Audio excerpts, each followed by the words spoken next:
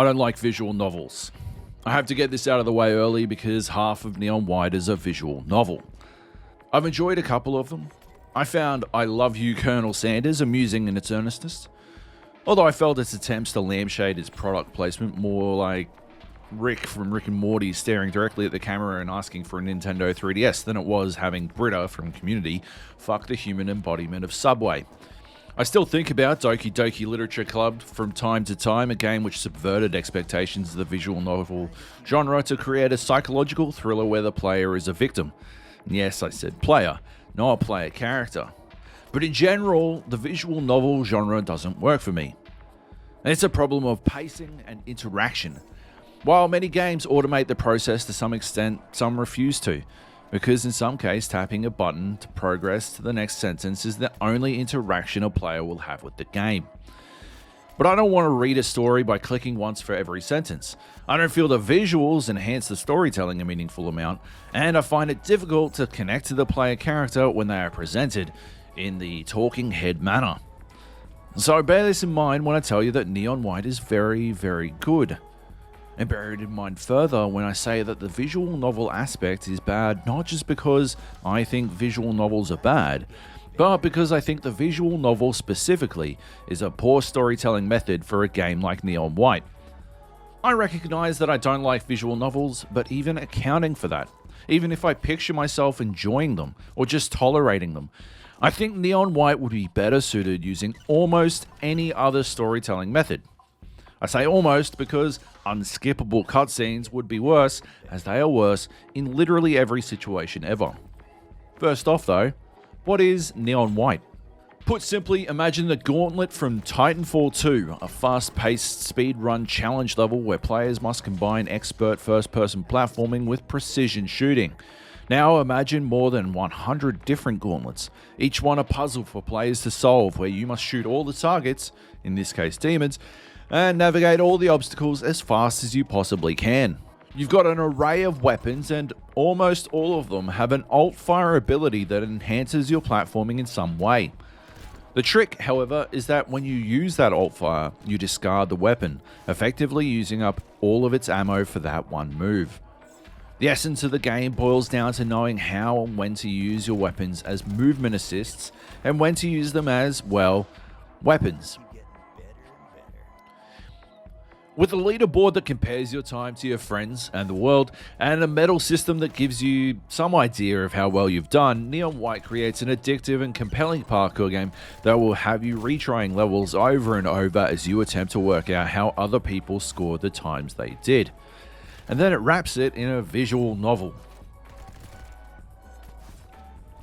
What makes Neon White work as a parkour game is how quickly you can try again. I didn't see the tooltip telling me I could retry a level with the F key until I was 3 missions deep, but even when I was hitting escape and clicking retry manually, I still found it snappy enough that it didn't disrupt my flow.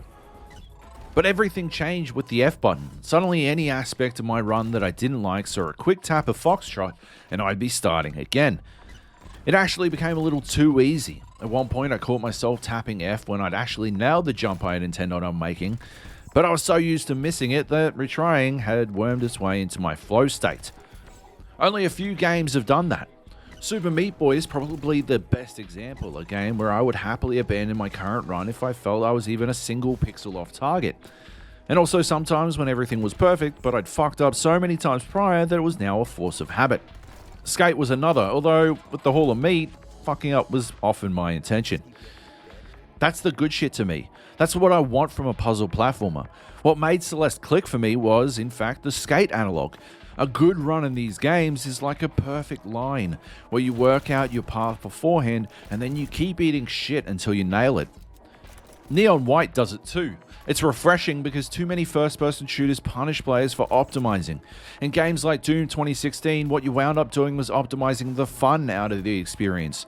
You knew that grabbing the super shotgun and using it to murder everything while running backwards through a level was less enjoyable than switching weapons constantly while you ripped and tore, but it was so much more efficient that, for a certain type of player, it was the only way to really play.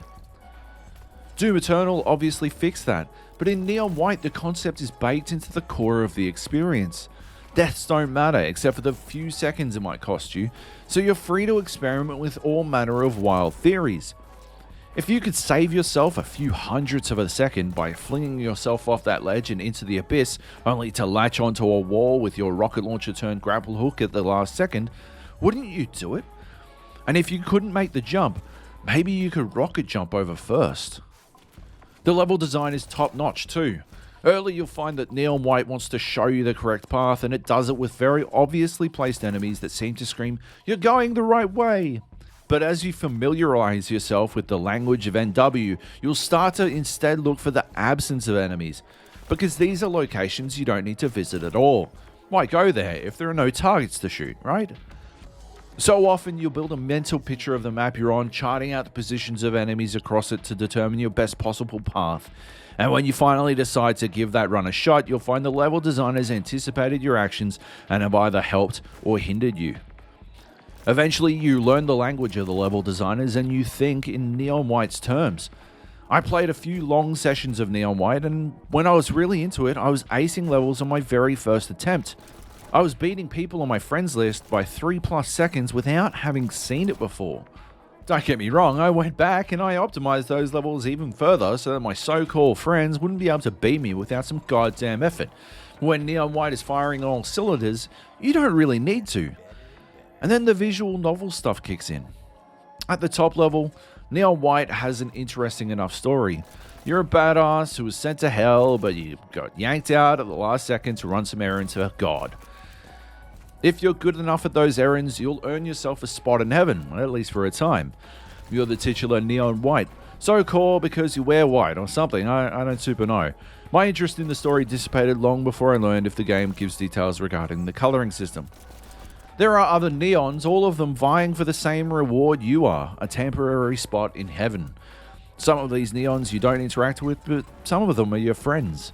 Unfortunately, you have amnesia, and so you're forced to work out the details of your relationship with these people based on context clues. Neon yellow, violet, and red appear to be quite close to you, but there are some others in the mix as well.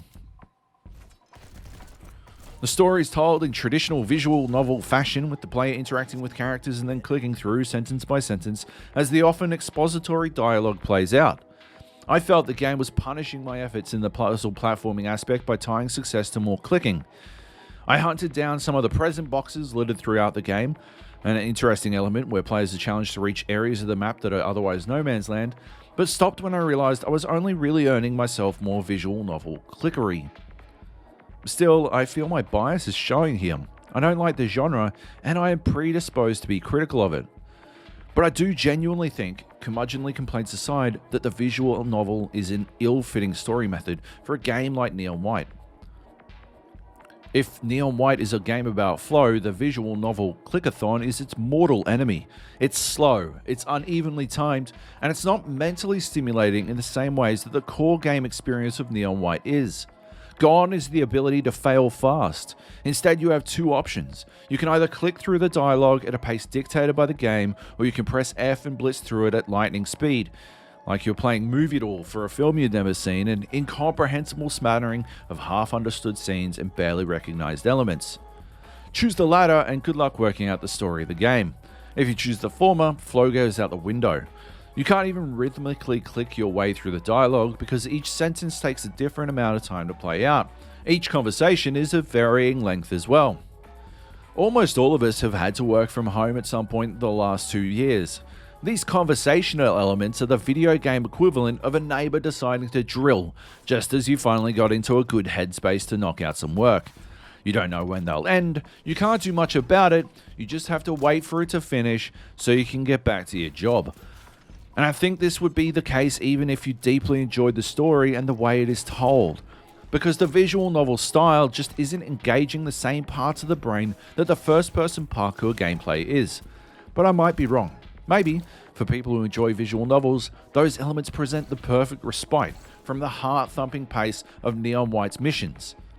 Still, as I blitzed through the game in 3 sittings, I couldn't help but notice that my leaderboard shrank with each mission. I'd finish acing a set of levels, and beating everyone on my leaderboard, of course. I'd click through the after-mission dialogue, I'd start the next one, and then find one fewer name on the list. They'd often post up a bad time on the first level of a mission and then disappear, seemingly forever. And hey, we're all busy. Not everyone can sit around all weekend playing a game they hate half of. But I can't help but wonder if, perhaps, flow broken, they found themselves struggling to get back to the reflexive state they'd been in previously, and if they bounced off the game as a result. And if that's the case, then my theory would be correct. But I might be wrong. I mean, I am biased after all. There are lots of reasons people stop playing games. Whatever reason they had though, I'd tell them to return to Neon White to finish the game out. Some of the best levels in it are right at the end, lengthy minute-long slogfests where failure doesn't just cost you a couple of seconds anymore, and you'll draw on every single thing you've learned in NW to save a run just to learn what is going to fuck you up around the next corner. You'll be so balls deep in the flow that you'll think you're Genova Chen, then you'll finish the level and earn a silver, and you'll be happy to have managed that. Then you'll immediately try the same damn level again and knock 2 minutes off your previous time, and you'll feel like a god.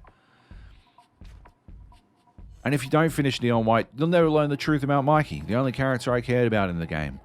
At the end of the day, while I didn't care for the method of storytelling or the bulk of the story itself, I do think Neon White has interesting world building and some cool ideas. And hell, if you're not a fan of the visual novel style, you can just skip the text. That's easy enough. It's still flow breaking a little, but not nearly as much. I think the first person parkour of Neon White is good enough that it's worth skipping half the game for. It really is that good. But fair warning, if you do get it or go back to it, you're going to struggle to beat my times. Not because they're so good as to be untouchable, but because I don't think you're good enough. Consider the gauntlet thrown.